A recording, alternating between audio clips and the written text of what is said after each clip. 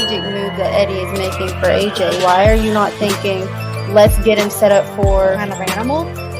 If that was years and years and years ago. Like, Clarissa is a way different fighter from when she was back in. Thanks to those joining me live and to those that will be joining me on our defenses that she's had to have recently. You know, she's pulled people. All right, what's going on, everybody? Welcome to another edition of the RoundTable about tribalism. I don't think tribalism is necessarily bad. I just don't think it has to be. I don't know what he think he sees or what he think he know. But he going to the hospital, bro. Like, bro, you not winning that fight. You guys mentioned, I think, DStyle, you mentioned him versus Regis Program.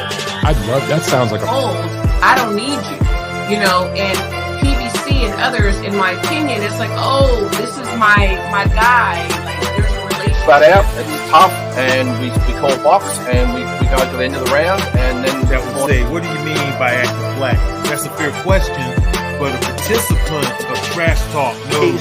And they're announcing a fight 3-4 months from now. And he ain't going to fight. I bet you anything. He's not going to fight somebody as good as John Wayne.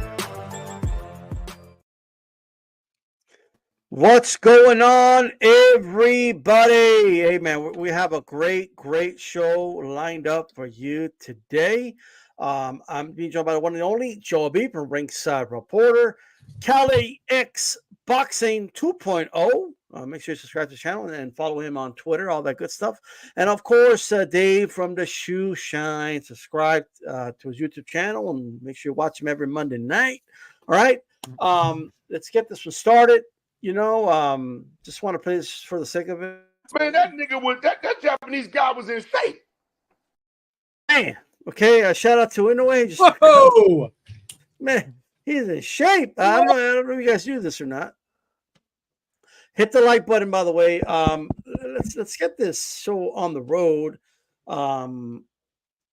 First things first. You know, we had Fernando Martinez. He went over to Japan. Shout out to La Flaco. Actually covered the fight over there. Shout out to her. She used to come. She used to come in RoundTable before she became all big time and started working for ESPN. But it's all good. You know what I mean? Like, you don't pay her enough. You know, it is what it is. I don't got the money. I don't got the and B don't want to fork out the check. So, you know, the producers don't want to fund. They don't want to help us with the funds. It is what it is. Unification, IBF WBA. He goes out there, beats Ioka. Shout out to Mighty Max. He called it. All right, and I didn't think he was going to win this fight, but he did. How do you like his chances against either Chocolatito or Bam, Beeb? Chocolatito, he could win that fight. That's a winnable fight. But Bam, I don't know, man. I'm a Bam fanboy right now, man. I'm not ashamed to say that. I think the only way Bam can get beat now is if he moves up and fights Inoue. That's the only way Bam gets beat right now. Whoa. That like just like that, huh? Yeah. Okay. I'm a Bam stan. Let me put it this way. Does Fernando Martinez, you know, does he give him he's in his prime, so does he give him a better fight than Gallo did? Is it more intriguing than the Gallo rematch? He'll get taken to the Shadow Realm. The Shadow Realm.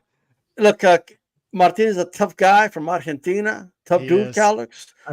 He's in his prime. He's not an old man. Like you know what I mean? So maybe Bam could fight somebody who's not, you know, using a walker to get to the ring. Why are you hating on Bam? What is this? What is this? He's hating on Bam all of a sudden. I'm just trying to present a case here. That's all. Oh, okay. Okay. He's a country. He tries to be contrarian. He's trying to be a contrarian. I know it's not. Yes, Martinez will make this a difficult fight for a while for Bam. Awkward style because he throws almost 100 punches per round. He took the fight to Encajas to win that fight, 90-something punches per round. He does the same thing to Ioka in this fight. And I was worried about this fight for Ioka. Ioka, great resume, but 35 years old, 15 plus years into his career. I was really worried about this style for him. It was a fun fight. I didn't think it was relatively close on the scorecards, though. I had 9 rounds for Martinez in this fight. He just really took the fight to Ioka. Ioka stood, he stood there for 12 rounds, but I think that's a testament to Martinez is a pressure fighter. He's an awkward fighter, and he's a solid puncher, but he's a solid puncher. He's not a great puncher. He's not a guy who's going to put you out of there. He's got almost a 50% KO percentage. So I think Bam's going to do fine with him the second half of the fight, but the first half of the fight will present a problem. All right. Okay. Dave from the Shoeshine, the one and the only Fernando Daniel Martinez, El Puma. He is 32, but he's still like a little more fresh, let's say, than a lot of the legends in this division. How do you think he fares against Bam or Chocolatito here? Man, shout out to El Puma. You guys, my Latin people are going to remember that 80s crooner. Maybe some of you guys remember the 80s crooner El Puma. He went by that. What a great singer that guy was. This performance he put on this Sunday was fantastic. I was really surprised. I didn't think he was going to edge Ioka despite the age gap. But you know what? This is a young man's sport, specifically at those lower weight classes under 126 pounds. And I should know that by now. I shouldn't be betting against the younger man. He's absolutely going to give problems to Bam Rodriguez. There was one performance in recent memory where Bam Rodriguez fought against a fringe contender Mexican fighter where Bam looked beatable. If that, Bam gets sick, he gets COVID, he takes El Puma lightly, and that Bam shows up, we got a very, very tough night ahead for Bam. Now, the Bam we just saw put on a beautiful performance against the older Mexican fighter. That Bam's going to win that fight, but it's not going to be easy. It's going to be a fantastic fight. That is really the best fight for those two. I can't wait for that unification. If you ask me if El Puma fought Chocolatito, he does beat him. He beats him here. I'm going to go with age. He showed some remarkable power, the ability to throw 100 punches per round nonstop. And he's actually really, really strong. You look at his build, even though he's not the tallest flyweight, he's got a spectacular build. And he's very, very strong. So yeah, he beats Chocolatito. On a bad night for Bam Rodriguez, we might get pretty close to a draw. But if we see the Bam Rodriguez we saw a couple weeks ago, he's unifying the division. He's taking the whole thing.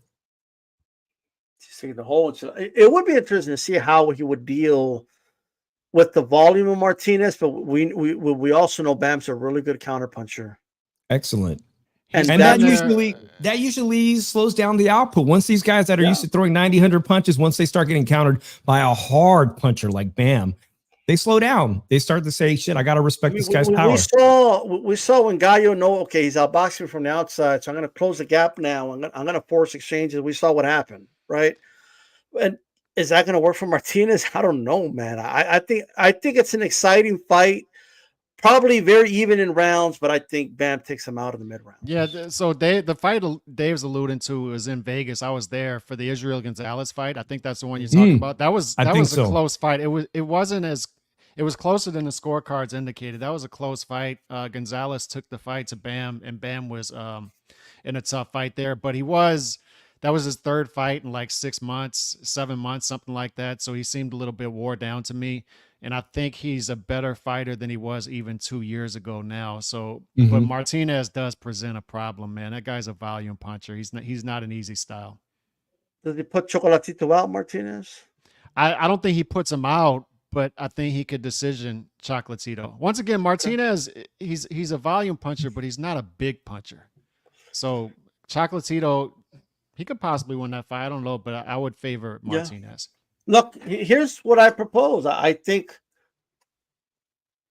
he's not going to listen to me, obviously, because he's probably stubborn or whatever, and he has pride or whatever. But Gallo should swallow his pride, right, and say, you know what, the young guns got me. It's his time. My time has passed, but I could still run it with Ioka, right? They could do an Ioka Gallo fight, which I think everybody will still want to see. I still think it's a great fight. And then allow Martinez and Bam to fight for unification, right? And then the winner of Gallo Ioka, then the winner stays and maybe gets a title shot next or something, but maybe the loser retires. But I think that's the route that they should go, but no one's going to listen to me. You know what I mean? Like it is what it is. But I would rather see Gallo Ioka still run it, right? No titles on the line or nothing. They're coming off losses, but it's a good crossroads fight. It's still a significant fight, in my opinion. And then you allow these two guys to have a unification there. That's what I think. But no one's going to listen to me. Like, you know, it is what it is. They might. If anybody's out there, I'm just saying. Plus, if you're Gallo, I mean, you're probably going to make good money fighting Iokain Japan anyway. So Chocolatito is trying to get himself back in the mix at 115. I'm telling you, like he fights tomorrow night, he'll win. And I thought he was going to go up to 118 and chase a title, but the more I hear, the more he's trying to get a fight with Bam. So I don't know. I did see that. Now he's open to it. Hey, Calix, would Beef sit without having to say it because it's such a given? He would be Nakatani too. Who's that? Bam. Bam. Well, he said anybody all the way to anyway at 122. That's what I heard too. I heard that. Lotto Shadow. The Shadow Realm will be busy. That while these fights happen, the Shadow Realm's going to get filled. Yeah. And you know what I like about Bam?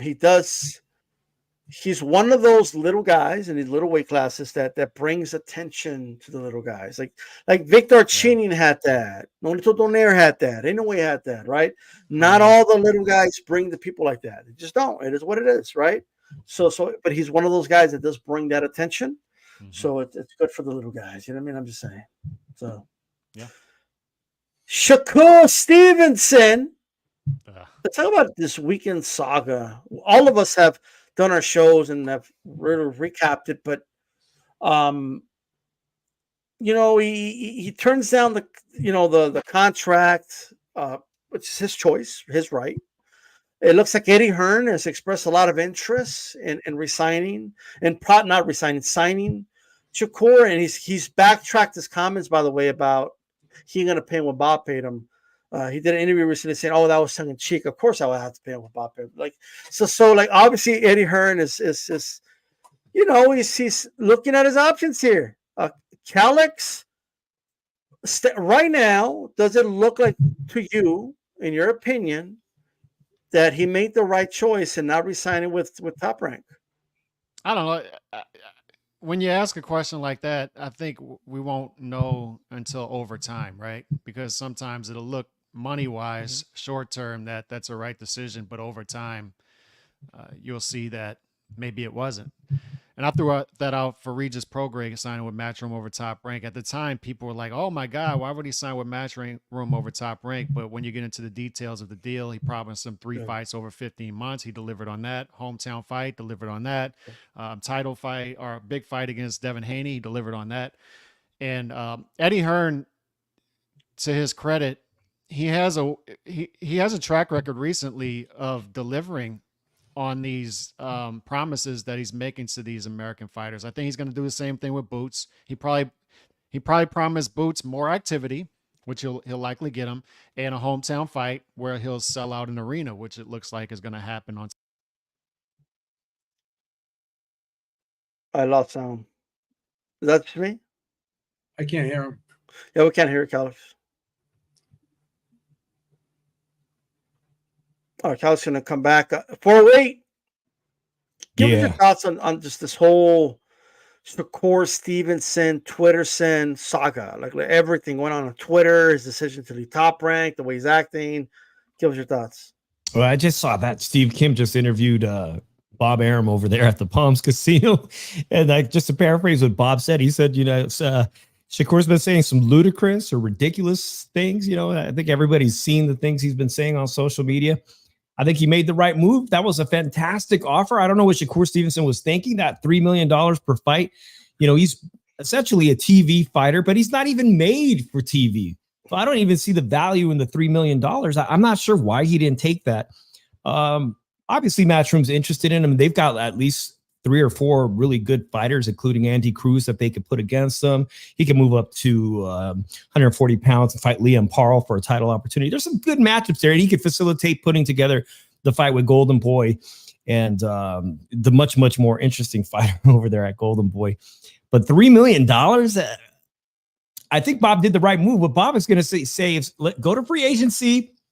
Let's see what the market is willing to pay you. If you get $3 million to fight anybody anywhere else, consider yourself lucky. I don't see. I know they got the money at Matchroom and DAZN. They've got that unlimited. Seems like an unlimited budget. They spent more than that on Devin Haney. So I think that's where likely he's going to end up. But if I was Matchroom, I would definitely not sign him to a multi-fight deal. And I would definitely lowball. I'd be like, I'm going to lowball. I'm coming in way under $3 million because Devin Haney went to free market. That went to purse bid, and Top Rank picked. They're the only people who picked up the Devin Haney fight. And you guys saw what Devin Haney did. He ended up relinquishing his WBC title and saying, "Well, I'm walking away from the sport for a little while." His brand was so damaged, he's not even worth $3 million a fight now. And with that performance, Shakur had to impress this weekend, and he failed to do it again. I mean, you can't get these images out of Terrence Crawford drowsy, of Andre Ward practically sleeping, of his own fan base practically just walking out. I've seen it with my own two eyes. I've seen him fight Oscar Valdez. I seen him fight for the 126 title in Reno when he won that, and half the crowd was mingling outside while the fight was going on. He's $3 million per fight is way too much money. I think he will end up at Matchroom, but if I'm Eddie, I'm lowballing. I'm coming in way less than that. Shabib, let's pick it back up before. If you're Eddie, what do you do? If Eddie doesn't match the Top Rank offer, then in my opinion, it's a bad deal, because here's what you got to look at. Still got Vasily Lomachenko over there, right? You got Berenchek, you got Navrete.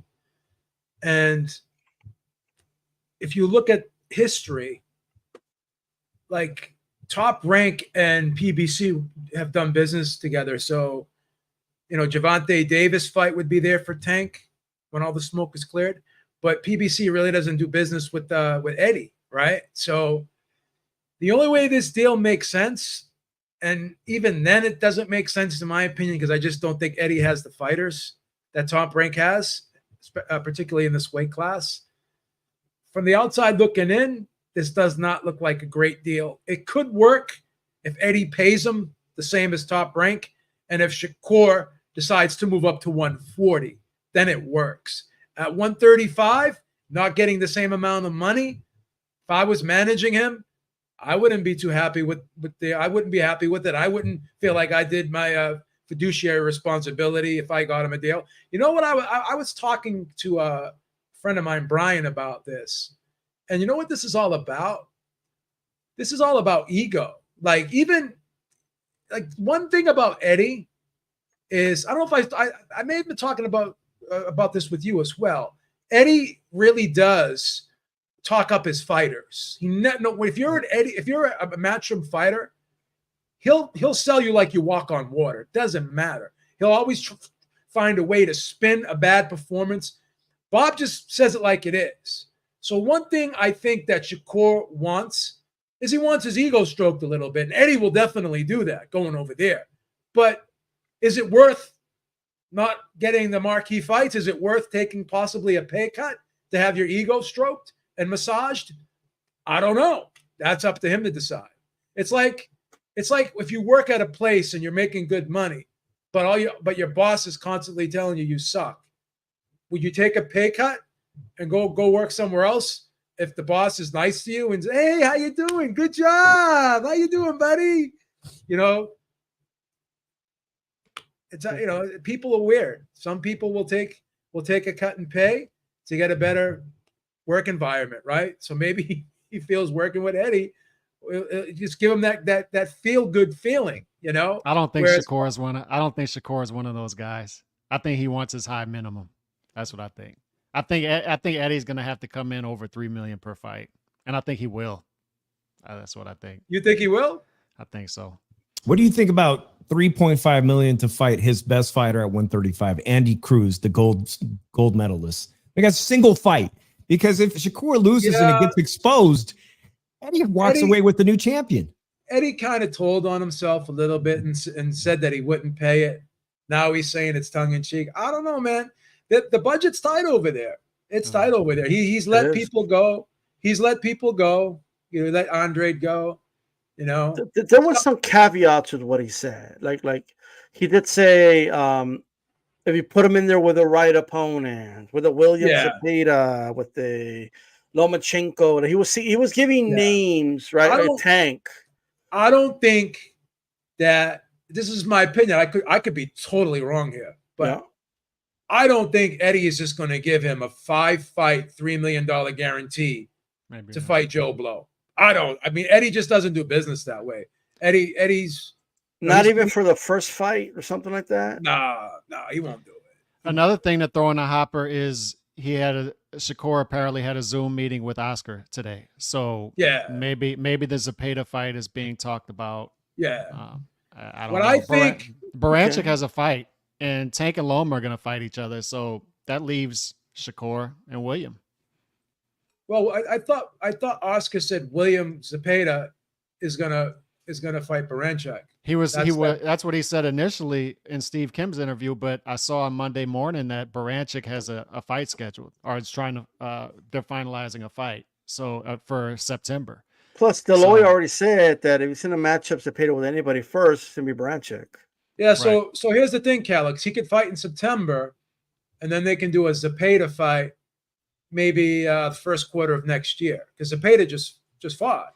The problem I'm seeing, Beeb, is William Zepeda is not going to the market is going to push back on a non-title fight for Zepeda. He can petition any of the 4 sanctioning bodies for a mandatory. So he's got to do one of them, and that leaves Shakur if Baranchyk has a fight. No, what I'm saying is Baranchyk will fight in September, and then Zepeda will wait for him to fight in the first quarter of next year. So they could probably do a fight in March. You know what I'm saying? Because Zepeda just fought. So you know what I'm saying? So I think they're thinking Barancyk's he's a good fighter, but he's probably the least dangerous. Oh yeah, by far. I would think. So they'll want to have a title, and then they'll want to sit down and do a unification with the Shakur or somebody else.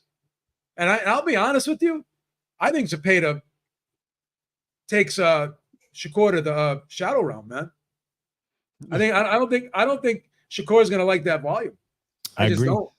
I don't think the judges will be favorable to Shakur if he decides he's going to throw 400 punches around against Zepeda. Because here's the thing: when we talked about this 2D style effective aggressiveness, Zepeda doesn't have to land all the punches, but if his volume is preventing Shakur from throwing punches back, then that's how sometimes you can win rounds that way. Because effective aggressiveness doesn't mean you have to land all your punches, but if it's forcing your opponent for him to keep his hands home, which I think it would, you could have some ugly rounds in that fight that judges will probably score for Zepeda, right? Yeah. So if Shakur decides he wants to go, not throw a lot of punches, go into survival mode, shell up against Zepeda, and Zepeda just keeps throwing punches, and even though he's not landing everything, he's going to win. He's just going to win the round based off of activity and trying to make the fight. So that's just my opinion. Yeah. So, and I agree with that. I think Shakur is going to make. I told DStyle this the other day. I think Shakur is going to make William look amateurish in spots, but it's not going to be enough spots. Like he's a pure boxer at 135. He's no longer a boxer puncher. He's not a puncher at all at 135. When you're DStyle said it correctly. Like he doesn't turn on punches. He's stagnant, right? He's a stagnant fighter. You're throwing punches like this, and your fist isn't clenched at the end, and you're not turning it over and landing with these two knuckles, and you're just going like, if you're throwing punches like this, and you're not throwing punches like this, then he's trying to score shots. He's trying to score shots at 135. He's playing tag. Yeah. I've been hearing narratives, and somebody posted like on Twitter, like it was a highlight reel of Whitaker, right? And they're like, "Oh, what would they've been saying about Whitaker today?" No, Whitaker turned his shots over. Yeah, and I'm watching it, right? And you could hear the thud, on the counters of Whitaker, like boom, boom, boom, boom, and then you can hear the crowd go, "Oh!" Like it's not the same thing. It's not only turning your shots over; it's following through with the motion. If you're sitting there like throwing the punch, and your first thought is how fast can I get this back so I can bring it back to my face, instead of throwing and following through and turning your head to the side, but following through with the shot, right? Having confidence that you could throw the punch and position your body head and shoulders away from the counter instead of like going like this and pulling away from the counter. If you're not going like this and turning away, but you're turning your shot over and stepping in and following through, this guy's not following through with his punches. Yeah. Not following through with his punches. He's playing that game hot potato. Remember that game hot potato? I wanted to see more. I wanted to see more combinations out of Shakur, and it just like he's just not becoming a combination counterpuncher. You know, he's perfectly content with ones and twos backward coming back, and I just don't think he's going to be rewarded if a fight with Zepeda were to take place in Los Angeles. He's not coming away with the nod. He's not going to get the nod in Las Vegas, and he would most definitely not get the decision win in Texas. So where he chooses to fight Zepeda is going to be very, very important if he finally does accept that fight. It could look a lot like Mayweather versus Castillo 1. And there's going to be a Mexican pressure fighter that is going to get to Shakur. And the best bet is William Zepeda. Yeah. Look, I think the main issue for me is a lot of defenders of Shakur, right? They point at the effectiveness of the way he boxes, meaning, hey, he's getting the W. You guys don't like it because he's winning. He ain't losing. But I actually don't agree that it's the most effective way to win. I don't. Yeah. I think hurting your opponents and making them think twice about what you're doing, and if he were to follow through with his shots, if he were to do, he would discourage guys a lot faster, a lot sooner. And he would look more spectacular, and I think he would annihilate a lot of these guys. But he's not doing that. I don't believe he's fighting in the most effective and efficient way possible. I don't. Do you think he's purposely doing that, or it's just who he is? Because my theory, and I told DStyle, I told you this, Dave and B, I'll just throw this theory out there. I think he probably thought he was entertaining on Saturday. I think he was trying to get Artem out of there in his own way. In his own way, he was entertaining. In his own way, he's trying to wait it out and then step up the pressure, a la Tank Davis in the middle rounds and start to walk. And he did. He started to walk Artem down a little bit. But to Dave's point, it's not behind combination punches. To Beeb's point, to D-Style's point, he's not turning on the shot. So I think he's trying. He just doesn't know how to do it. And that, to me, shows a stagnant fighter. It shows a fighter that's very talented, still arguably the best lightweight in the world. We'll see. I mean, you can throw out 4 different names there. Still right on the outside of the top 10 pound for pound, but that he may have peaked already. And that seems to be the theme with these young American fighters is they all, besides Bam, they all seem to be peaking already. Here's the thing, though, too. If he gets in the ring with somebody who's as quick as him, like Zepeda's pretty quick, and he's pretty big, he's pretty strong. Even Dos Santos, he had quick feet, but his hands weren't really that quick in comparison to Shakur's. And that's why Shakur had a hard time getting away from that guy, right? But the thing with Shakur, too, is it's a mental thing. Like, nobody likes getting hit. Nobody.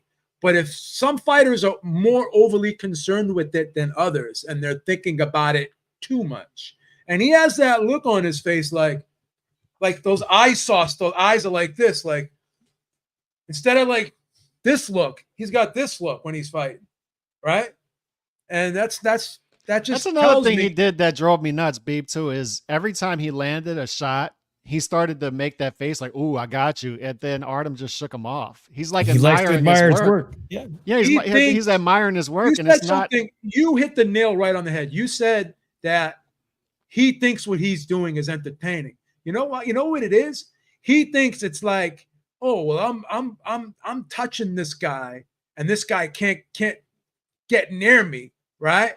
Look at my defense. But here's the problem. Your defense is good, but your offense just isn't there. That's the thing, and Hartunian tried. He did the best he could, right? And Shakur couldn't do nothing with him. And that's a guy with what, 7 knockouts? And you fought him like you were fighting Mike Tyson? Yeah. And Artem wasn't clips. Artem wasn't running. He was like jittery, like in the corner. He's like So really quick, we'll go around here. Calix, what do you make of the way Shakur is acting on Twitter right now? Like he's going off. He's went off on Berto went to bat for him on Saturday. He just went off on him. He's going off on everybody. He's going off on Dan Rafael. He's going off on everybody. Everyone's a bitch ass, you know what? If they disagree, if they agree with him, then they get a retweet. They get you're a real one, right? Well, what do you think that speaks to? Well, what do you think it means?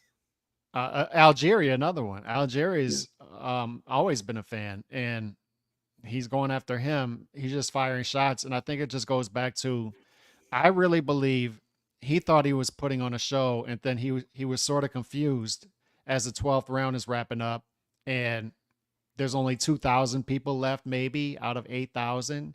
The place empties out for his post-fight press conference. He thinks that he said it in a post-fight interview. He said that they were booing Artem. He thought they were booing Artem. So I really believe when he got to his locker room and turned on Twitter that he expected some praise, and he saw the complete opposite. And I think he was shell-shocked. That's what I believe. And he just started to fire shots at everybody. And still doing it. So I just think it's the microcosm of the young American boxer right now, the Gen Z boxer. Bam handles himself well. Bam hasn't peaked yet. Bam continues to get better. I think Boots handles himself well. We'll see on Saturday. I think he has the right people around him now, and he'll get it going. The right mentality is what I mean. The other guys, Ryan, Teofimo, Shakur, Tank, those guys, those handful of guys, it's just it's lost on them. They're Gotcha. They're gone. Dave, well, what do you make of all the way he's acting right now, like just in general? So there's a handful, like you guys said, it's a handful of boxers that are elite, that are world champions, that would be best served by having the old school classic publicist. Mm-hmm. Let me take over your social media. You don't need to engage. When we want to fight, we'll kind of tailor what we need to say online against that opponent to get the fight. But some of these kids need to have their phones taken away from them, and you all know who they are. And I think him going after Steve Kim was deplorable. Honestly, he's a journalist, and like that's like a line that just shouldn't be crossed, because we have to have the ability to do the work. Not necessarily that I'm a paid journalist, but we have to be able to critique. And he shouldn't be so worried about what journalists are saying about him. To go after him, saying, to go after these guys and say that, I'm going to catch a case when I see you, to a journalist. He just crossed that line, and it really shouldn't. To be honest, I think it was Steve Kim who said it. He said something that really resonated with me, was that Shakur Stevenson won his first title like 15 fights in, which I was at that Reno fight that I just said. It was that vacant 126 title. Some of these guys that are winning titles too early in their career, they're like, I think it's, they start to fight 2 times a year. And all of a sudden, it's like, my offense is as good as it's going to get right here. So they stunted their potential, their offense. In their heads, they're already set. This is good enough to win a title. And I really haven't seen Shakur Stevenson mature from that first title he won at 126. But I think Calix just pointed out the complete opposite of Jesse Bam Rodriguez. He continues to develop, and I don't see him on social media, running his mouth the way some of these other fighters do. Some of these fighters really need to get with a great publicist, and there's some great publicists out there. Hand over the phone. No, for sure. That's 100%. And I think that's a product of the belts being so watered down that maybe 20 years ago, a win that would have gotten you in the top 10 can now make you a world champion. Like if someone, how many of those 4 titles did Shakur snag that were vacant? Yeah, like so when you don't have to fight like a legitimate champion to become a champion, and you already accomplished that, and then you're right, man. Maybe they feel content. Chobib, what's going on with this guy, man? What do you make of all this? He said he don't care. He don't care about what anybody says. How old is he? 27? Yeah, 27. And the Beeb was 27. He used to always point fingers too. It's always every girl that I meet, it's something wrong with her. I'd be on girl number 32. It's always the girl's fault, right? But then when I started getting into my 40s and I started looking in the mirror, I said, hey, listen, if everyone's saying the same thing, these girls, they're leaving you for the same reason, because you're a selfish motherfucker, then maybe it's you. So if everyone is telling you the same thing, maybe it's you. That's just the way it is, you know. And going back to the 3 million, that was the same deal Crawford had, right? And that was when Crawford was thought of as the best pound-for-pound fighter in the world. So taking that 3 million for 5 fights, that's just your minimum. You could still make more than that if you fight a pay-per-view. So you know what you need to do? You need to take all of this criticism, right? Instead of fighting it, you need to harness it. Harness this criticism, right? And you take it, you own it, right? Put it in your backpack and save it for later. Then if you fight a guy like Tank, then if you fight a guy like Zepeda and you beat these guys, then you can take it all out and you can throw it out in people's faces and say, I told you so. But until you said, I told you so to these people, till you beat a Tank, till you beat a Zepeda, till you beat a Lomachenko, then you're just going to have to eat this. It's that simple. Yeah. You're going to have to eat this. You have to eat it. It's what it is. All I'll say is this, guys. Ketchup on it. All I know is he's coming off as whiny. Like, he's coming off as a whiny little dude. Like it's, what are you whining about, bro? You're whining because you're only offered 3 million, like, per fight. Well, then decline it, then, dude. Like if you're not worried about it, why are you worried about it? I don't care. I don't care what nobody thinks. Okay, you don't care, but you don't stop talking about it. Like, you know, when I don't care about something, I just don't talk about it. I'm not obsessed with it 24/7. All right. Like, he's over here talking about, you know, get strapped and ready when you see me, and he's talking. It's just like, what are you doing, bro? Like, you a gangster like that? Telling people to strap up, giving them the heads up. You know that's not a street dude. I'm going to meet you here. Make sure you have your friends with you and you guys are all packing. You see that movie, The Warriors? They didn't do that. Those are real gang members. They were. They didn't do that. But where's he getting this from? West Side Story, another one. Those were real gang members. Sharks and Jets. They didn't tell anybody they were coming. They just popped up. Next time you see me, you better strap up. I'm going to bring these hands. I'm going to bring these hands and you can shoot me. I'm going to tell you right now, when if somebody tries to jump, I have somebody ready. Man, that nigga was that Japanese guy was in shape. I got my boy anyway is going to join me if he start shit with me, all right? But here's my thing. Like, you're right. Like, what? I don't know, man. This whole, like, trying to act gangster and, like, your friend, you like. I'm not saying he had it easy growing up or not. I have no idea. Okay, Newark's tough. Newark's a tough area. Okay, cool. Like, but like, right now you ain't got it tough. Like, right now you're like you're a millionaire boxer, bro. Like, that's right. No one's going to feel sorry for you, right? And all those people that all they want is a quote tweet. That's it. All the people, oh yeah, you're a real one, Shakur. They don't know what the fuck they did. They're just a bunch of broke asses. All the broke asses hate Shakur. Like, okay, we're all a bunch of broke asses. That's why we hate them. Like, whatever the fuck that means. Okay, cool. Right?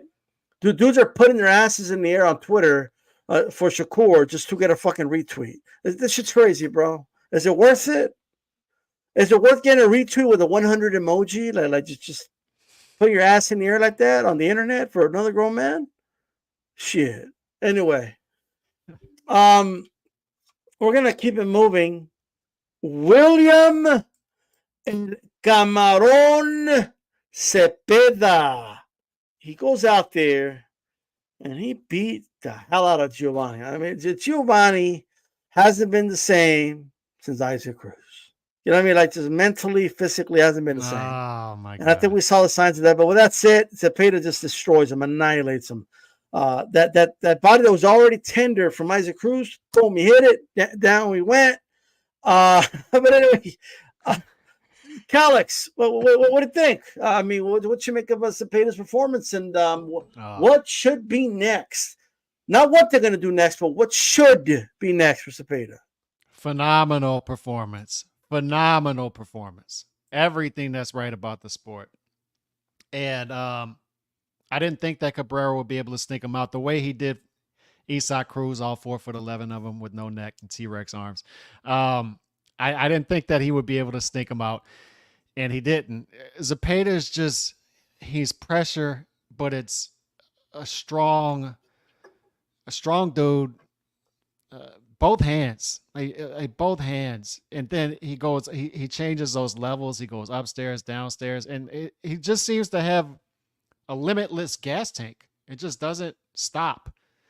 And I watch him, and I think, and he's a career lightweight, so he seems to be making the weight fine. So as long as he can make lightweight, I think this style translates against anyone. I don't see anyone that I would say I got to count out William Zepeda in this fight. I just don't see it. Shakur, I wonder if he has the power to keep Zepeda off of him. Lomachenko's older. Zepeda could present problems to him. Lomachenko's a smaller lightweight. And then Tank is the one that you can see the pot shot working, because Tank really loads up on his pot shot. So you could see him catch Zepeda with something coming forward. But as we talked about yesterday, D-Style, what if Zepeda eats those shots? I mean, good Lord. So exciting fighter. The luxury that a Golden Boy has is it doesn't matter if he loses. That's the beautiful thing about an action star. If he loses, he loses. Line him back up 4 to 6 months later. It's fine. Everybody's going to show up again. And the world is starting to catch notice of this, because I think I talked about this last year, D-Style. There was some sort of disconnect between Zepeda and the market. He's a Mexican fighter. He's the most exciting fighter in the sport. I feel like he should have more of an audience, but you're starting to see that catch on. The audience is getting bigger at his fights, rowdier, and people are catching on now. So we've got something. We've got a fire lit. And as far as what's next, title shot. I'm fine. If Baranchik doesn't have this fight scheduled, I think that's fine. Get him the title shot and then do the unification. That's fine. I'm fine with the Baranchik fight. If it's Shakur, it's Shakur. Whatever they want to do, it's got to be a title shot next, though. You got all four top spots. Exercise one of the mandatories, whatever one you want to do, and let's get on with it. 100%. Dave, what you think of Zepeda, El Camaron, Zepeda, and do you like the Mexican murder hornet more than the Camaron as a nickname? That's the second question. And what should be next for this guy? Yeah, there's just nothing Camaron about his power shots, huh? It just seems like just yesterday I went to the Cosmopolitan to see him fight Maxie Hughes, and I wanted to see this fight with really good seats. So Shrimp hits hard like on a Sunday afternoon. You know what I mean? Absolutely. I paid for ringside seats. They oversold it. The fire marshal comes down and says, "You got to cut this audience down." I'm like, "Well, where am I going to sit?" So the ushers say, "We're going to sit you right behind the zone broadcast team until whoever seats these show up. You got to go." And of course, the ushers get there right before Camaron gets on the stage and goes, "Camaron's wife and family are here." So I was literally sitting in Camaron's wife and family. And by the way, he has a lovely family. They moved me over to the left, the ringside walk area. And I got to see Maxie Hughes do his best Adrian Broner impression. The look on that, I even got it on video. The look on his face after getting stopped as he walked out hugging one of his guys in the corner. I mean, it looked like Adrian Broner after Maidana whooped him. It looked just like that. I'm shocked Cabrera was not able to go even longer distance than Maxie Hughes, but that just goes to show how much more Zepeda is improving all across the board. Like you just pointed out, man, he's an action star. He's starting to get a big buzz here, whether it's here in Las Vegas or Los Angeles. He's going to get a big crowd, and he's rightfully deserves a title shot as soon as possible. And why I like the fight with Baranchik the most is because then he's got leverage to negotiate a super fight with Gervonta Tank Davis or Shakur Stevenson or Lomachenko. But he needs to be a titleist at the division. He deserves a title shot, and that's the fight I want to see next. All right. Jabib, William Zepeda, what should be next for this guy? Dennis Baranchik, man. Calix is making some really good points tonight. Of course. I like what he talked about, the level changes, but not only the level changes, the high guard catching the shots while coming forward, moving the head. So when you can get the offense and defense working simultaneously, like this guy does, then you're a problem. And that's why this guy's going to be a problem, because everyone talks about how many punches he throws. But while he's coming forward, not the easiest guy to hit either, right? And when you do hit him, he's chin tucked, very tight defensive construct this guy has. So he's not easy to hit. And, you know, if you do get through, you're going to probably hit the top of his head, forehead, whatever. You're not going to hit the sweet spots because of the way, you know, his hand positioning and the way he tucks his chin. But the Baranchyk fight, Barancyk's not a huge puncher, but he can bring some volume too. He's an in and out ambush style type guy too. So that's gonna be a war. These two guys together can really make for a fun fight to watch, fan friendly, right? And I think, you know, Baranchyk will probably get stopped late in that fight. But what you mentioned, Calix, is you're surprised about, you know, why he's not more popular. But they are doing something good. He is fighting like every 3-4 months. I've noticed they've been really keeping him active. And once he wins the title and breaks through as a champion, like Dave also made a great point with being a titleist, and you know, the Baranchyk fight could elevate him a little bit. And then if he was to beat somebody like a Shakur Stevenson, that's the breakthrough fight, and that's where you see him start to climb close to that ceiling a little bit. You know what it would be like? Remember when Margarito won the Cotto fight, and then he goes back to LA Staples Center, and it was, and unfortunately for him, the fight did go well, but that was like his coronation right there. Correct. Yeah, got you. So so I think this young man is on the cusp of crossing over. I really do, and you know, as much as I give Oscar shit, he's doing a great job with Virgil Ortiz, and he's doing a great job with this young man as well. Mm-hmm. So I got to give him credit. And even Ryan Garcia, I mean, he's getting some pretty good. He was getting some pretty good run there for a while too. So one thing about Golden Boy, they do keep their fighters active. I got to give them credit for that. They keep them busy. They do a lot of shows. And Beeb, he just got Virgil Ortiz. That Bohacek fight is official. That's his Baranchyk fight. It is an interim title fight. He's doing a great job with those two. That's a good fight, Dave. It's a really good fight. It's a really good fight for sure. And I'm sure Tim Tszyu will be around the corner as well. That's a good possibility. That's 100% right there. We'll see what happens with that. I want to talk about a rumor. Canelo versus Eubank Jr. has been rumored. I don't know how true this is. I don't think it's in the running, but it's a rumor. First of all, two-part question. Is it a better fight than the Berlanga fight? Number one. Second, have you given up on David Benavides this year fighting Canelo? Let's start with you, Dave. Okay. If you want to reach an international global audience, which why wouldn't Canelo want to do that? The Eubanks fight is better than Edgar Berlanga because we all know here that Edgar Berlanga doesn't stand a chance. Now, the old Puerto Rican Mexico rivalry, that's fantastic, but this version, this Berlanga it's not like Oscar De La Hoya fighting one of the great Puerto Rican stars of yesterday. It's not going to be competitive, and we all know that. That's why it's not going to sell on Mexican Independence Day, is specifically because he's got to go up against the UFC's Noche at the Sphere in Las Vegas. It's going to be a disaster pay-per-view wise if he chooses Edgar Berlanga, which is why I'm kind of open to this Eubanks fight. It's just a showcase. It's an opportunity for him to go across the pond finally and show himself to a fantastic UK fan base. They're absolutely one of the best fan bases. Now, do I want to see that on Mexican Independence Day?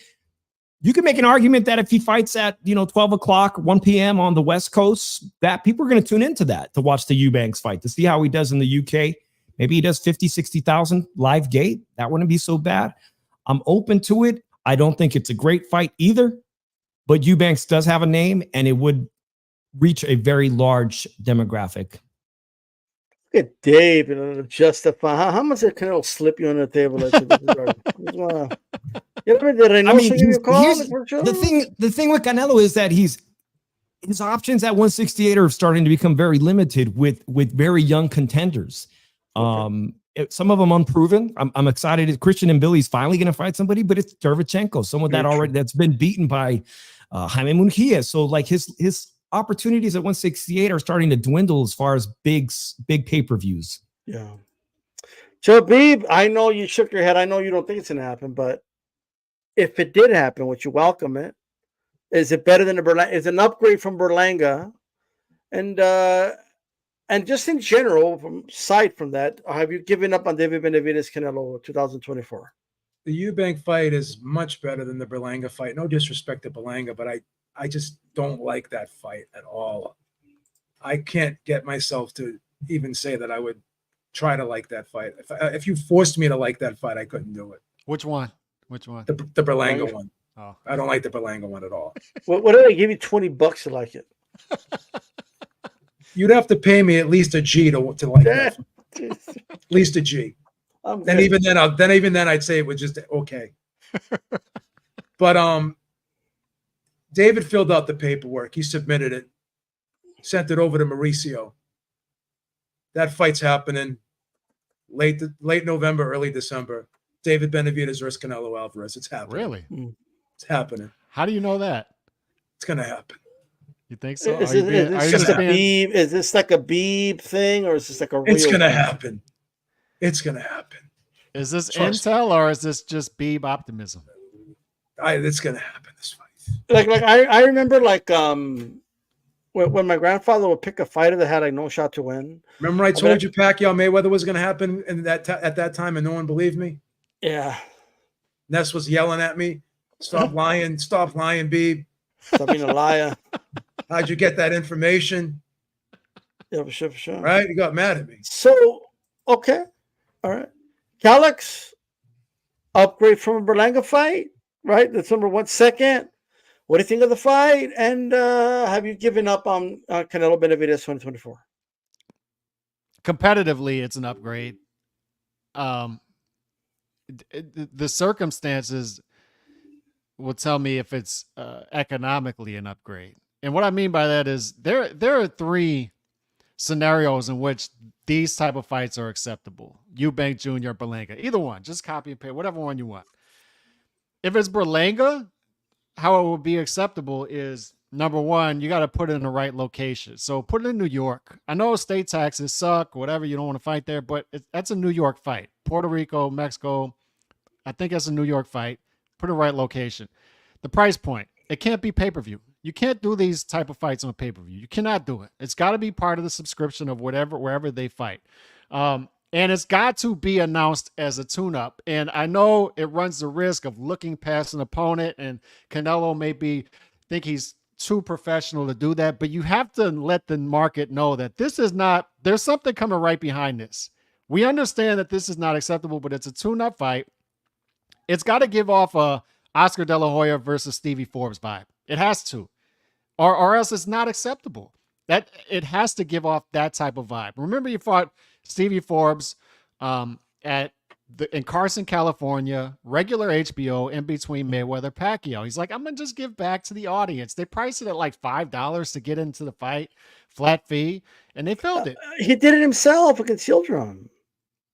Yeah, but what I'm saying, D-Style, is it has to be those. If he fights Eubank Jr., the location has to be right. It's got to be overseas. He's got a barnstorm either way. It's got to be in Wembley. the UK. Wembley, fill it up, 80,000, You know, he'll break your boy's Proch's record, right? Like, he'll smash that record. I think that record's already broke. Didn't Anthony Joshua, or he's about to break it? I think Fury did. The problem, though, Calix, is this. I think it's gonna, no matter who he fights, it's gonna be on pay-per-view. That's not acceptable. He can't fight these. He can't fight these level of fights on pay-per-view. He can't. But here's the other problem, Calix, and I think Beeb's alluded to this. Like, you think Canelo cares if people don't think it should be on pay-per-view? Yeah, Calix, with all due respect, you're trying to put lipstick on a pig here. I'm not. It's a tough sell. Yeah. Oh, your mic went off. I don't know what happened. Yeah, to that point about that fight, Berlanga being in New York, I agree with that sentiment 100%. That's a Madison Square Garden fight, and it's more ideal if it's going to occur on Mexican Independence Day to not run into the problem he did against Kovalev in Las Vegas when he went up against the UFC, and you saw Canelo Alvarez literally waiting, trying to time it out, and taking a nap, waiting for the UFC main event not to interfere with that main event, and he just can't run the risk. They can't go September 14th against UFC with that level of fight. And they're not going to. I also heard they're not doing the September date too. They're fighting later in the year. They can't. Now, a lot of this be because what people keep leaving out is that Turki Al-Sheikh is actually working in conjunction with the UFC on that date, and Turk Alachik behind the scenes could be like, hey, I'm gonna pay you all a lot of money. Just don't compete with the. Do me a favor. It's Riyadh season. Don't compete with my card. I mean, there could be something there. Like because here's the thing. He can't. Damn, he's sold out. I honestly believe Canelo could take a shit in the toilet, and more people would show up and pay to watch that than UFC Noche. Who's fighting on UFC Noche? I don't know who's fighting on that. What I'm telling you is he the numbers continue to. He did five. What was the number? 520 for. They're dropping, Galax. They're dropping. What do you think the market? The market's letting them know we're getting tired of it. There's no doubt about that. But what do you think the market's going to do if he goes September 14th against the UFC against Eubank Jr. in Vegas or something like that? What do you think the market's going to do? It's going to do like 250, 300 D-style. I think it does about 400,000 or 500,000. I'll say 400,000. I'd say 400,000. Yeah, maybe. Because there's going to be, first of all, Vegas will be like. Let me put it this way. All right. Look, Dave lives in Las Vegas, so he'll have a better feel that day. He'll go to that. Dave's going. But like, I'm just saying, bro. Like, if Canelo wants that date, he'll have that date. Like, I don't think it has anything to do with what the UFC is doing. Is all I'm saying. I just don't think that the fans cross over as much as people think. I don't. The zone learned that. That's why they never tried that dumb shit again. You know how like Dave touched on it when they wanted to wait on the Masvidal Diaz pay-per-view to end. They did that not because they were scared to compete, no, because they wanted the UFC audience to come subscribe to the zone. There's a casual percentage though that's gonna tune into the UFC over Canelo versus Eubank Jr. or Canelo versus Berlanga. I'm just telling you that. Even Dana White watches Canelo on his laptop when he's there at the events, bro. Used to. He still does. Used to. Those were bigger fights. That was Golovkin. This isn't. I just think we need to be realistic that the market has pushed back the past 3-4 fights. The market has pushed back, and the market's saying that you need to fight. I guess that's why David's next. Two things could be true at the same time. Like, yes, the boxing market is pushing back on Canelo, but this idea that those same fans are also like somehow UFC fans as well. Like, what percentage of them are? I think DStyle's hitting a good point here because we have to look at the demographics. I don't know if a lot of the younger kids are watching the UFC. I don't know if those same young kids are watching Canelo. Maybe some of those young kids are watching Tank, but maybe they're watching Ryan, but are they watching Canelo? Like, I think Canelo hits a different market maybe than the UFC. I could be wrong, but I'd like to see data. I'd like to see like the demographics and the age groups of the people watching the UFC in comparison to Canelo. When's the last time Canelo fought in September?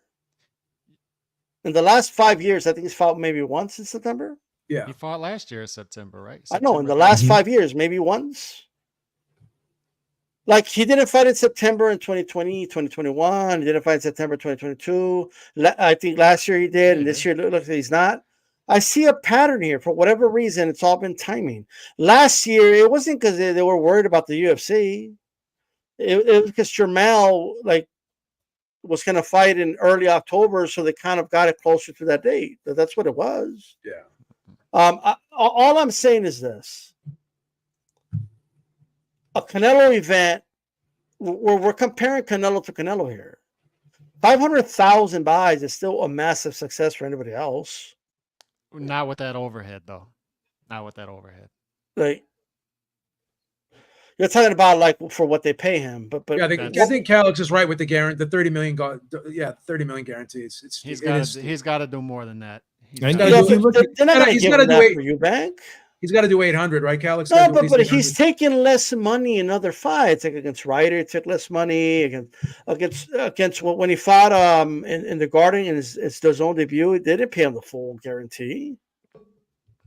That's what I'm saying. Like obviously, I agree. If you're going to tell me he's got to take a pay cut to fight Eubank if he fights him in Vegas, I agree. But I think even Canelo knows that. I don't think it's going to force a 30 million. No one's going to pay him 30 million here. That's all I'm saying. By the way, I don't like the fight. I think you guys. All that being said, 500,000 times 75. That's 37,500,000, right? Sure. So plus the gate, whatever. Which is why the live gate for the Eubanks fight in the UK would be more appetizing to him. Yeah, but a Canelo gate's like 12, 15 million, and it's nothing to scoff at. It almost covers half of his purse. So, like, what I'm saying is, right? They might break even, but you know, and if there's a loss, I don't think it's as big as people think. You know. Yeah. But put it on the calendar. David Benavides end of the year. That's right. That's right. I hope you're right.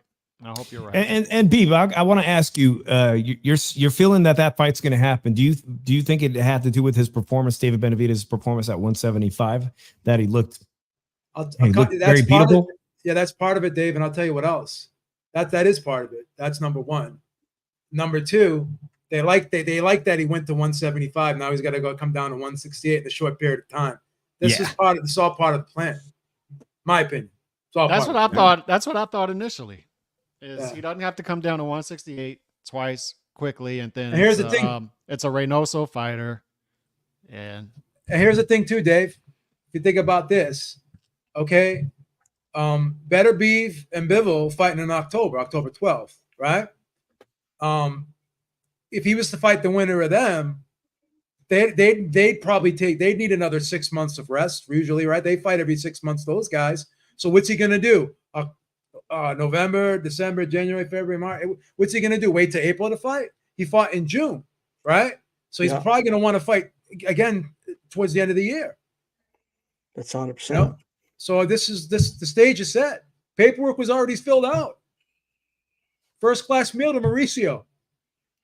100%. 100%. Paid postage. Well, there you go. All right. Hey, let's talk about the upcoming fights here this weekend. We got some action. ESPN. Okay.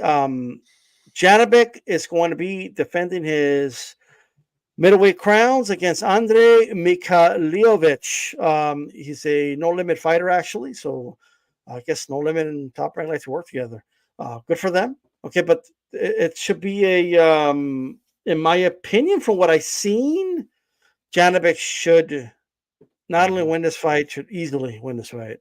I think Janibek's gonna wreck this dude. I like the 1-6 KO bet actually in this fight, but I want to know what you guys think. Joe Beeb, is the No Limit guy going to take the belt to No Limit, or is he going to get, or is he got no shot? Going to the Shadow Realm. That Shadow Realm's going to be filled on Saturday. I'm telling you. Mikhailovich is a guy that likes to sit in the pocket, likes to slug it out. Not a lot of movement from this guy. This guy's kind of like a plotter. Good body puncher, but Janibek is really good. He's a counter puncher, but he also boxes very well from a distance. He's got a great jab, good with his spacing. Janibek's a very versatile guy. I've been watched a couple of Janibek fights, over the past couple of days, just to kind of refresh my memory of him, because I haven't seen him fight in a long time. And I just look at how smooth he is in the ring. He's slick, but he's also a hard puncher. He's really a sharp puncher, especially from the outside, when he really catches people at the end of those shots. And he's a counter puncher too, because a lot of times he'll keep guys at the end of the jab, but then he'll kind of he'll lure them in a little bit. He'll let his foot off the gas just a little bit, just to lure them in, and he sucks them into those big uppercuts, man, those mid-range uppercuts, and he can freeze guys and stop them in their tracks. So I'm envisioning probably, I like that 1-6, to be honest with you. I may take that one too. I may do that one too. I'm gonna bet that. I'm gonna say within 1 to 6 rounds, he's going to the Shadow Realm. He loves the Shadow Realm. Alex, Janibek, he's gonna fight he's a no limit dude. He's a no limit soldier. You know what I mean? He's got no limits. Soldier. So what do you think? What do you like his shots here? What's going on? Do I like who shot? I'm talking about Mr. Andrei Mikhailovich. No Limit has no shot. 18-1 favorite, Janibek. And he's a 5-1 favorite to knock him out. So I'm split on, do I just tie that into a parlay? I haven't figured this out yet, a 5-1 knockout, because a knockout is happening. Beeb's right. Shadow Realm's happening here. But I'd sort of think Janibek does take some time to heat up in some of these fights against inferior opposition. So I want to give him a little bit more time. The one that I'm looking at is 5-8. That seems to be the sweet spot at plus 120. I think that's going to be the sweet spot somewhere in the middle rounds. That's good. And I'm excited about the future for Janibek because with Riyadh season, there's some rays of sunlight coming through for the middleweight division for finally some movement, because a guy to look out for it. I just watched Bob Arum's interview with Steve Kim before we came on, and he asked about Janibek. And he said, I'm going to talk to Turki Al-Sheikh August 3rd when he comes down here. I got an appointment with him, and I will ask about Janibek. We want to do Adames, Lara, or Shiraz. That's the one I want. And I'm hopeful because Turki Al-Sheikh is a boxing fan. He understands boxing. He understands entertainment. That's an entertainment fight. Janibek versus Shiraz is the fight to make at middleweight. That's the fight to make. That's what a tough one to fight. pick. Isn't that a tough one is. to pick too, Calix? That's a hard one. We got to think twice with that one, right? Make that fight. That's the best. That's the best fight style wise. Oh, I love that fight. That's the fight of fights for sure. All right. Hey, 408. Talk to us, brother. Now in the 702. I'm going Saturday night, man. Right. Shout out to Salinas' Ruben Villa, who will be on the card. I'm also very much excited about the Murataya fight, the Murataya versus Tevin Farmer. That should be the most competitive fight of the night as the co-main. I'm not sure what are the odds on that one, Calix? Farmer's 9.5 to 1 for Murataya. Yeah. So Murataya is going to annihilate him. Dave, this is a pretty solid card. I'm looking at the fights here. This is a good card, huh?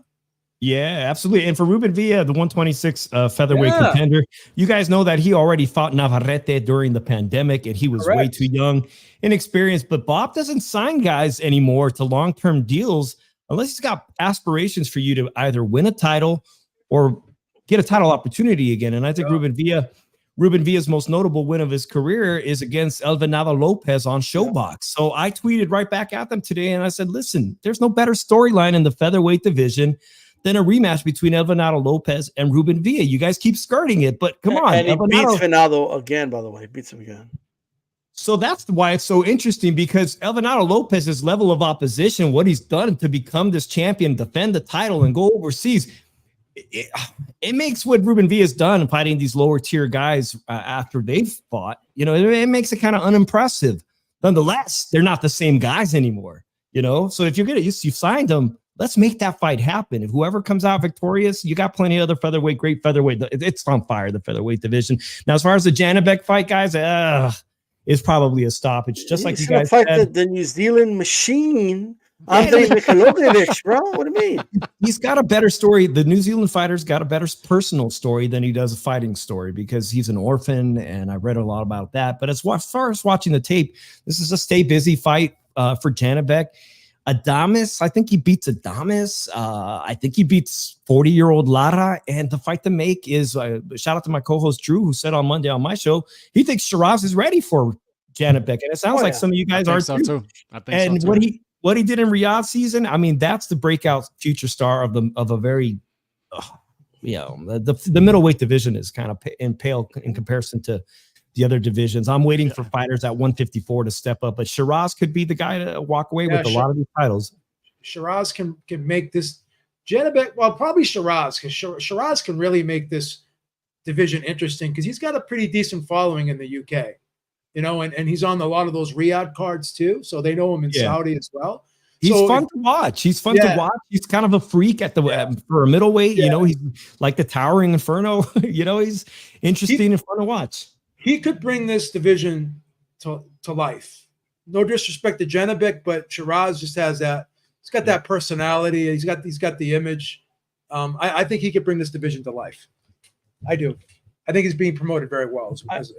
Also, I think the New Zealand machine is going to bring it. I don't know if you guys know that he was nominated for Fight of the Year in New Zealand. He's going to be nominated to the Shadow Realm though on Saturday. So is Tevin Farmer. People are hype. People are jumping on this Tevin Farmer upset alert bandwagon. I'm just telling you, this guy was in a close fight with Avery Sparrow last year. Avery Sparrow. He was retired for 3 years. It's not there. It's not. Murataya is that dude. It should be an easy night for Murataya if he sticks to the game plan, listens to his great corner, and is on from the very beginning of the fight. Because Murataya has been dropped in round 1 by like a totally unknown opponent. He has been dropped. He comes in unprepared. He's got to get started right away. And but Tevin Farmer ain't gonna, like, you could take this to the bank. Tevin Farmer's not gonna drop Murataya. You could get the fight not going the distance at -166 in this, and you get Murataya knockout at -150. It's value. It's value. Damn, Tevin Farmer's coming off a first round knockout. Holy shit! Maybe that's what I'm saying. If you just want to take the fight not going the distance, you can do that. You know, I mean, like Tevin Farmer not knocked out his opponent round 1. Damn. Imagine being the dude that got knocked out in the first round by Tevin Farmer. Shit, you know what I mean? Hey, but let's keep it moving. Alex, we can't hear you. What was that? That guy's 27-14-2 that he knocked out in the first round. All right. So, decent record. Homecomings, ladies and gentlemen. Homecoming. Let me tell you something. I have been a big critic of Eddie Hearn's ability to promote American fighters in America. I don't think he's perfect yet. There's still a lot of random things he's doing that I'm not too sure about right now. Like whatever. But overall, though, he's doing a great job, and I think putting Boots Ennis in Philadelphia makes sense. I'm in total favor of it. It's worked out, over $1 million at the gate, and here we are.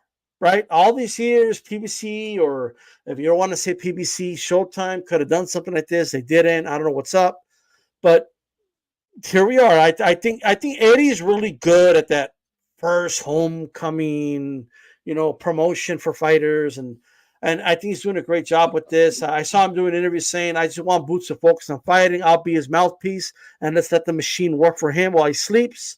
Right, Dave. On 702.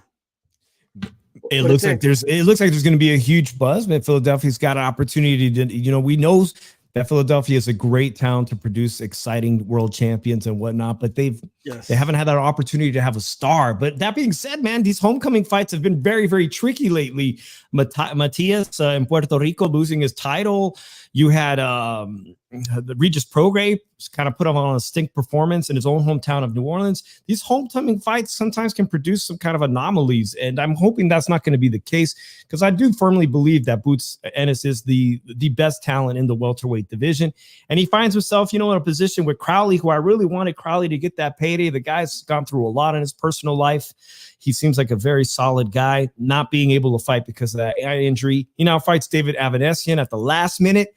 And now we have a great storyline developing, because we see what's going on with Ennis and Bud Crawford online, back and forth. Boots Ennis is saying, you're fucking lying. It's all cap. You never offered me no fights. Produce the receipts. And you got an opportunity to do better against a common opponent. And with David Avanesyan not really having a full camp to prepare, or, I think it's going to be a stoppage in his hometown.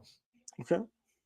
So no curse, and HL just mentioned the curse, the homecoming curse. Yeah, the question is, can he do it better? Can he do it in a more impressive fashion than what Terrence Bud Crawford did? All right. Jabib, is the homecoming curse going to continue here? No, I don't think it will. I think Boots Ennis is a professional. I think he's a very talented fighter. He's a big puncher, very highly skilled guy, and I think he'll score a big knockout here. I think this will be a nice showcase knockout for him. No disrespect to David Avanesyan, but I think David Avanesyan is going to sleep.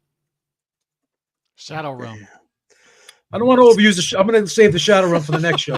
I wanted to say Shadow Realm, but I was overusing it a little bit tonight. I mean, it could be a hat trick, why not? Might as well just do it. I mean, he'll take him to the Quantum Realm. Quantum realm. Got it. He probably will feel like it when he gets hit.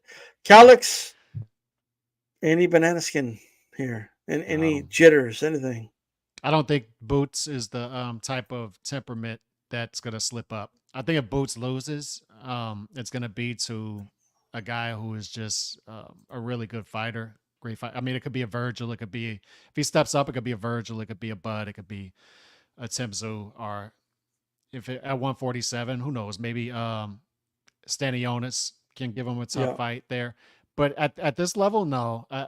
Avanesyan is a guy who's past it, hasn't been active. And as far as the hometown fights, they haven't been a curse for Eddie on the front end of his multi-fight deals he's been giving guys. But the difference here is Paro's a better fighter now than Avanesyan is currently. And I think by a clear margin. And Matias is nowhere near the fighter that Boots is. And on top of that, Prograis versus Zorilla. Zorilla was a late replacement for Paro. And I actually think Paro would have beat Regis Prograis that night had he fought him.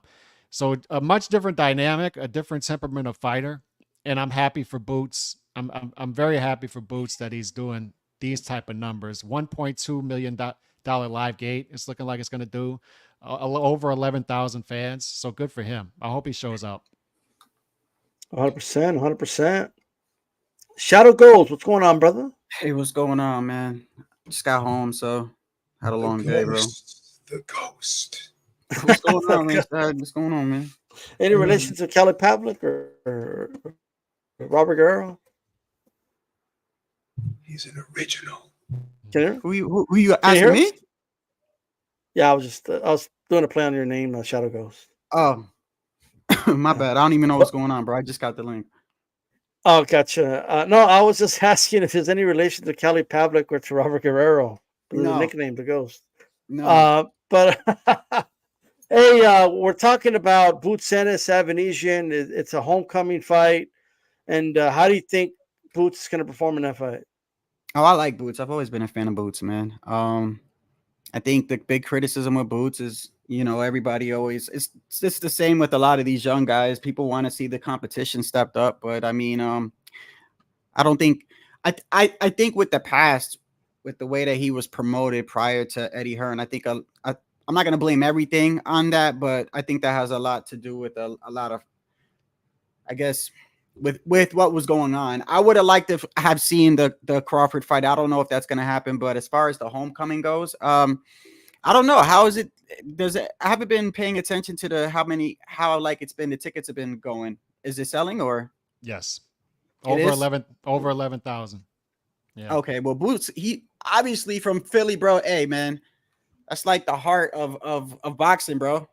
I mean, so Avanesyan, to be honest with you, whether it was Avanesyan or what's his name, the one that came, what was the one that just because of his eye? Crowley. Crowley. Yeah, because of his eye, he didn't pass the eye exam. I don't think it would have mattered either way. I think he stops both of them guys. I mean, I like the fact that he's lefty and righty. He can go lefty and righty. He's got power in both hands. The only issue I see with Boots is I think he needs to work on his defense a little bit. But other than that, he's got good power. He's young. I like Boots, man. I like him. I don't think it'll be competitive if you're asking me that. I would like to see. Not that I always compare the triangle theory because that it doesn't always work, but I would like to see how he does versus how Crawford beat Avanesyan. Yeah. I was actually gonna ask that too. Like, is he gonna try to beat him better, faster than Crawford did? Like, is Boots?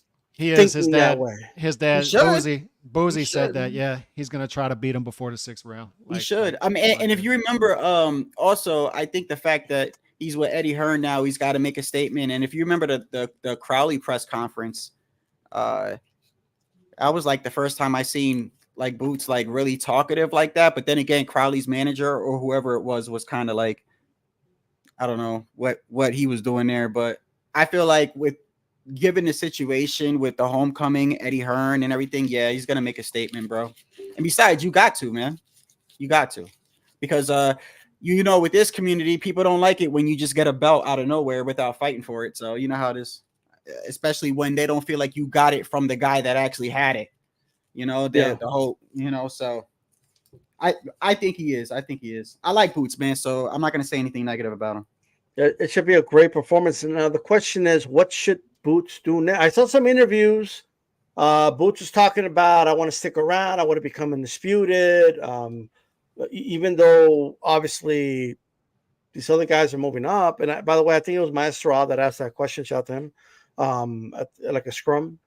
But like Virgil moved up, Crawford moved up. Don't you want to go to 154? And he said, no, I'm going to stick around here. I want to become undisputed first, and I'm on my own time. Pretty much is his answer.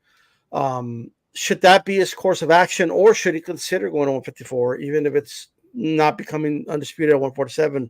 Joe, what should his next course of action be? I do think he's a little tight at the weight. He's a big 147. He's much bigger than Crawford and Spence were. So I would probably move up. I'd probably try to squeeze 2 more fights in, because there's not really any huge names down in 147 right now. I mean, who's he going to fight? Like no disrespect, he can fight Stanionis. Maybe Pacquiao. He could fight Barrios.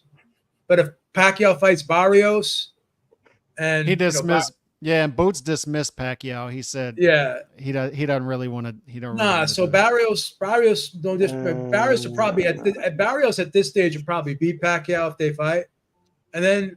Like, what's the biggest fight for Boots at 147? Barrios?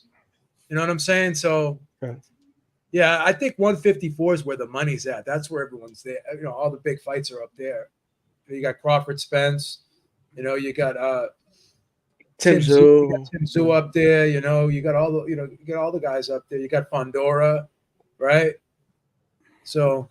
He may play the game, Beeb, where he tries to consolidate some belts at 147 and wait for these bigger names from 140 to move up. And if he gets some belts, they may be more ready to fight those fights. Yeah. Maybe building up the resume a little bit at 147, like you said, could help him get the bigger fights at 154. Who knows? Yeah. 100%. And shout out to MAW. Expect more comparison of Boots and Bud off Avanesyan fight.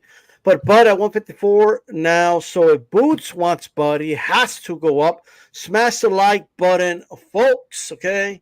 Shout out to you. Man, that nigga was that Japanese guy was in shape. Shout out to MAW, right?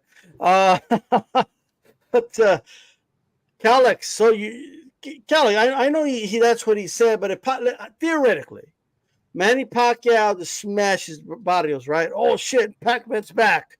Yeah. Hey, Boots, you want to do a pay-per-view fight with Manny Pacquiao? Oh, no.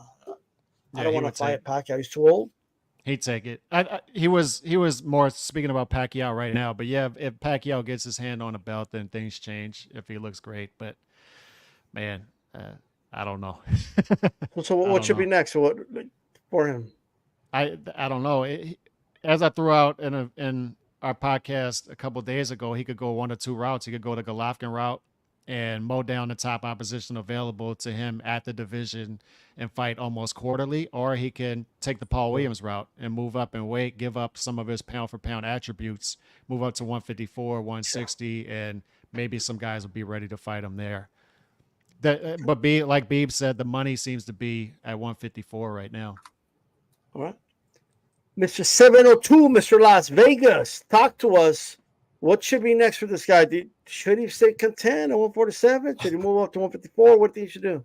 Yeah, I think the most competitive fight at welterweight obviously is going to be Stanionis, and if Bud Crawford wants to come back to 147, which is it's not likely at all. So Stanionis being the most competitive fight, Mario Barrios being a solid fight, but we see the direction he wants to go. He wants to entertain that 45-year-old Pacquiao fight. But I would say the biggest fight at welterweight, and you guys aren't gonna like this, is waiting 10 months for Ryan Garcia. That's the biggest fight, because Ryan Garcia is the biggest villain. He is the biggest villain in the sport of boxing right now. It's a good one, Dave. And for Ryan Garcia, he's been the WBC is not going to allow him to be part of the rankings anymore. That doesn't mean he can't be ranked at 147 from the other sanctioning bodies. And arguably, that is the biggest cash cow, one of the biggest cash cows in the sport of boxing right now. There's plenty of people that would love to see Ryan Garcia get knocked out in brutal fashion. And he's going to get an opportunity to fight in 10 months. It's Yeah, right but around here's the the corner. thing, Dave. So this is what's going to happen. I already know what's going to happen. Everybody, you could bookmark it, you could screen share it, whatever you want. This is what's going to happen. We have been working with Ryan Garcia. He has improved himself as a person, and we believe in a WBC that he's not racist and he's a good person, and he has gotten the help necessary, and we will reestablish him. You know why? Because money talks, and he wants that 3%. Yeah, money always talks in the sport. By the way, also Devin, the potential for Devin Haney when he can return to the move up to 147. That's a great scalp on his resume as well. So I like the idea of watching which one of these 140-pound stars move up to welterweight as well. So I don't think he needs to abandon the division quite yet. There's plenty of big fights at 154 when his body tells him it's ready. 100%. I like that fight. Ryan Garcia versus Boots Ennis, actually. That would intrigue me, actually. Good Lord. Why not? You know what I mean? Shadow Ghost, Boots Ennis. Do you think he should stick around, wait for the guys at 140, or move up here after this fight? To be honest with you, as far as like if it's easier for him to just get, even though a lot of people would like to see him, I would like to see him move up to 154 and just start fighting. I think with him, he's at a point. I think he's past like 30 wins or whatever. He's past the prospect phase, bro. He should be fighting the best there is. But I look at it like if he's able to capture a couple of belts easily at 147, yeah, he could do that. I know that Brian Norman Jr., even though he's the intern, his father said that they won't even fight Boots. So that's yeah. It was a recent interview that he had with I forgot who it was with. I gotta find it, but he said that I think it was on the Boxing Voice. I think it was the day after he beat Santillan. I think his father was on there and said that they would fight Boots, but not like right now or something like that. So I mean, so that's not even. And he clearly said that on air because I was watching. I'm like, damn, that's crazy. As far as Stanionis, that's probably his best fight there. Barrios is not a bad fight. Pacquiao, I think I saw an interview with him today, actually, where he kind of laughed at the fact that Pacquiao came back. He basically said it in so many words, like, yeah, if he gets in my way and gets a belt, then yeah, he said it just like that. He didn't even say like, oh, that would be great to hop in the ring with him or nothing. He was just like, nah, he kind of laughed and just said, made a joke about like 50 years old. That's like 50 years old or something like that. And then he just said, if he gets a belt and he's in my way, fine. But I think there's nothing wrong with him. Just at this stage, bro, just get what you can as fast as you can, unless you think it's easier to go to 154 with the, but he's with Eddie Hearn. I know Eddie Hearn says he wants the Crawford fight, but then again, Eddie says a lot of things. But I was laughing when you talked about Mauricio Sulaiman, because that does sound like something he'd say about Ryan. As soon as Ryan, he's gonna reinstate him. The moment Ryan fights again, he's reinstated. Yeah, I just this guy is hilarious, bro. This guy Mauricio Sulaiman is just hilarious, bro. That Ryan fight, I guess. Yeah, I don't. To be honest with you, not for nothing, I don't take Ryan serious anymore. Until he gets whatever's going on with him. But that would be a good fight as far as like, that's not bad. Because I think Ryan is dangerous at any weight, to be honest with you. That left hook is just, he's going to throw it, but there's really nothing you could do about it. I would say stick around at 147 and just, if it's easier for him to get a couple of belts, it's not going to hurt him. It's not going to hurt him. But then again, I was just looking. Is Crawford still the WBO champion at 147? Believe so. I think he has all the other belts, right? Brian Norman Jr. is still intern. Yeah. Boots is still IBF. Barrios is WBC. Oh yeah. He doesn't have WBC no more. Barrios was right. elevated. So we still got the WBA and the WBO. So therefore, because Crawford still holds those two belts, yeah, I would stay at 147. Maybe try to grab one of those other belts and then use that as leverage. I would try to get Crawford pinned into a corner. If you really want that fight, I would try to get him pinned into the corner. Sort of go I would say what we call it the David Benavides route, where it's like just don't hound him, just try to prove yourself to get the fight. But because Boots isn't like David and Crawford isn't like Canelo, I just feel like that he could earn a shot at it, because I feel like if you pay Crawford enough, he'll fight him, which is kind of crazy because I feel like it's a good fight. I feel like that fight could have been made where he could have made money, but he's probably looking to be paid a whole bunch of extra. But I would say if he could stay and get a couple of belts, I don't see, as long as Crawford, because I want to see that Crawford fight. So as long as Crawford's got a couple of belts at 147, then yeah. But if it's easy to move up to 154, he is. Who said he is a big 147 pounder, bro? He's huge, bro. He's huge. Okay. He could easily. I could see him easily fighting at 160. But hey, Shadow, closes out with this one last thing before we wrap this one up, because we talked about this, but Shakur Stevenson, Twitterson. Yeah. What do you make of him turning down Top Rank's deal? And what do you make of the way he's been acting? He's kind of going to war with everybody. Yeah. Who's calling him boring, etc. Yeah, if he put more action into actually his fights than he does Twitter, man, I'll tell you. Look, I like Shakur, bro. I'm from Jersey, and you know, people in Jersey really support Shakur, but you can obviously see that a lot of people are getting tired of his shit, man. You know, man, when you got people walking out of I saw somebody on some channel say something like they were trying to defend Shakur, and I saw I couldn't believe this guy was saying this. He said, but yeah, but at boxing fights, people do get up and leave, you know, because they don't want to get stuck in rush hour traffic. And I'm like, bro, get the hell out of here with that, bro. Who leaves the main event, bro? Who leaves the main event in the 6th round? Like, you know what I mean? Stop trying to Gotti Ward, like round 8. I gotta right. go, Stop trying to cap for this kid, bro. Stop trying to cap for this kid, bro. Stop it, bro. Stop it. Look, he is. I think a lot of them, not just him. Teofimo, Devin, Shakur, a lot of these young men are sensitive as hell and need to stay off Twitter, bro, or X, because look, people are gonna critique you even when you win. Obviously, he won. See, the thing is, nobody ever says Shakur lost or he would, you know, it was a close fight. It's just he doesn't have any tenacity, bro. You know, I think it's not even the fact, and I hear people say, well, yeah, it's hit and not get hit. He don't have that much power. Listen, bro, he doesn't, in my opinion, he doesn't believe in his power, where it's like, if he doesn't, it's not like, bro, nobody's just going to walk in the shots. So if you had more tenacity, okay, you were able to walk down Herring, you were able to walk down Valdez in a certain part of the fight. And I feel like it's because he was confident. But anytime he fights anybody with some sort of speed and power, it's sort of like it gets to him mentally. I feel like he doesn't believe in himself.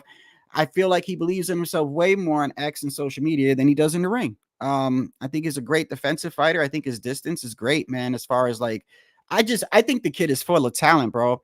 And I honestly feel like if he just had more tenacity and was just more aggressive, I think people wouldn't have a problem with him. I don't think boxing fans are looking for this kid to go in and act like Tank, bro, and get the dude out of there in 4 rounds. Nobody's expecting that, but damn, bro, when you like, you can't sit there and just be totally fighting like you're scared to get hit. And then after the fight, say F the fans. Literally said F the he didn't say F the haters or the people that don't like me. He said F the fans. So now it's F the people that are supporting you. You know, it's just weird. I think he's just very sensitive. I think that I think he should stay off social media, but it's not, because obviously he embraced the Twitterson on the back of his trunks. He's trying to be the villain like Floyd, but Floyd had to gift the gab. And I think it's not going to change until he changes in the ring. And I think the one thing that needs to change with him is he needs to be more aggressive. And what the ironic thing about that is, he has all the tools to do that. He has all the tools to be more aggressive and not get hit. But I think in his mind, the more he is offensive, the higher chances of him getting hit. And I just think the kid is scared to get hit, man. It's all mental. Yeah, it's all mental. Yeah. I agree with that. You know what I mean? Hey, guys, this has been a phenomenal show. Shout out to Ringside Reporter. Make sure next week on the Roundtable, Calix, Shoeshine, and Shadow Ghost. Thanks for coming on as well. No problem. This is DStyleBoxing. Keep it boxing. We're out of here. Peace.